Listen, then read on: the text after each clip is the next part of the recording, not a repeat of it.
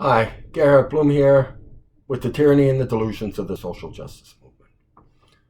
So let's look at the rape crisis in Europe. Yes, there really is a rape crisis in Europe.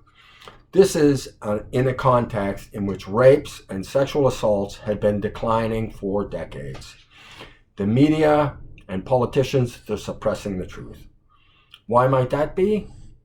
Because it's being driven by the flood of recent Muslim immigrants.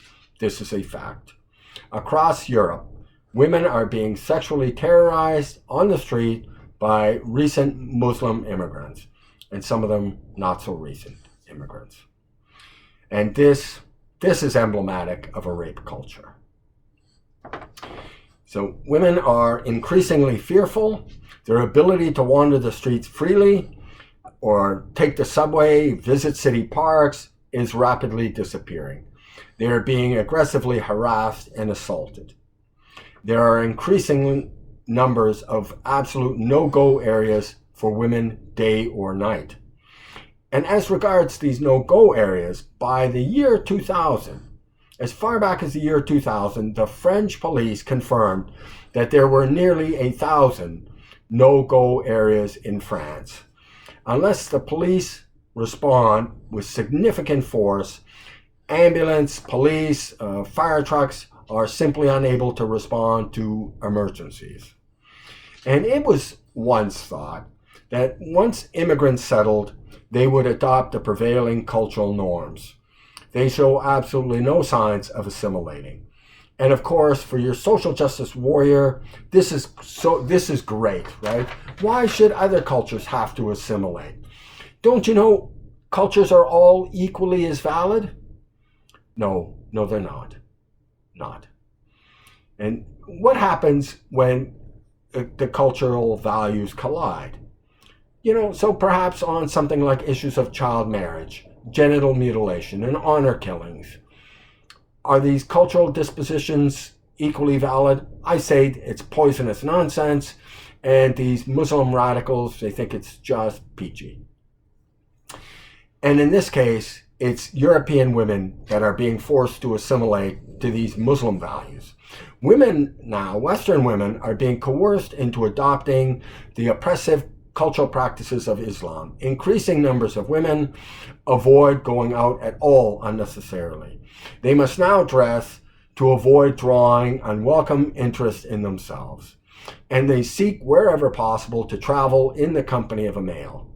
At a number of Western festivals in Europe, gangs of Muslim men have perpetrated mass sexual assaults, while the officials later deny or try to cover up these incidents so as to avoid fueling Islamophobia. Yeah, they're suppressing this reality, and the media plays along with it. In Germany, 10 Muslim immigrants, predominantly from Syria, gang raped an 18-year-old girl, and this is hardly an isolated incident. In Rotherham, England, and this defies belief, check it out. Rotherham, England, 1,400 girls were subjected to sexual violence and exploitation by a gang of Muslim men for over a period of years. And the police and government officials knew all about it. And they stood by knowingly while these girls were being sexually terrorized and exploited. And why did they fail in their most basic duty to these young girls and to protect the public? That's right. They didn't want to be accused of this delusional Islamophobic nonsense or stoking racial hatred.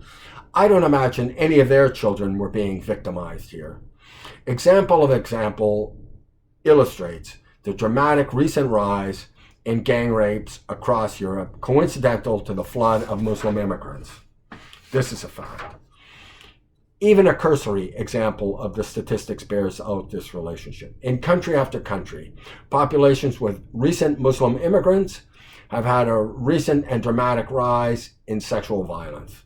There is no European country that has a high recent Muslim immigrant population that does not have a recent and dramatic increase in sexual violence and the most aggressive and offensive forms of harassment on the street. It's a simple and unwelcome fact that Islamic belief and cultural practices permit, whether explicitly or implicitly, the sexual attack of women who are seen as violating Muslim standards of dress and propriety. And recall here the brutal rape and sodomy of reporter Laura Logan during Egypt's Tahrir Square while covering the Arab Spring. And this abhorrent incident is not unusual. CNN reported that on the 3rd of July 2013, mobs of men routinely attack women in Tahrir Square, day or night.